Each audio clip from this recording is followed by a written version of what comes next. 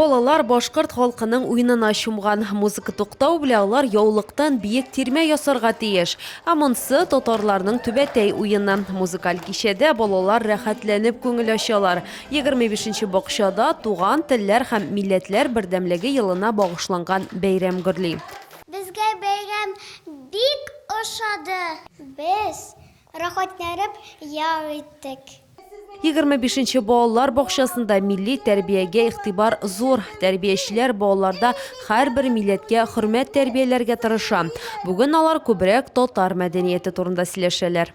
Бүгенге бәйрәмгә менә шушы татлы, матур күмәчне безнең бакчабызның пешекчеләре пешерделәр. Шын дәрәҗәдә бәйрәм булды. Килгән кунакларыбыз да күп булды. Балалар да шундый тырышып, менә шын күңелдән катнаштылар. Ол чәчәк исемен йөртүче бакчада рус һәм татар телләрендә белем бирәләр. Мәктәпкәчә белем бирү учреждениесе үзенең оста куллы милли җанлы хезмәткәрләре белән горурлана. Бәйрәмнәргә декорация костюмнарны да күпчелек үзләре тегә икән.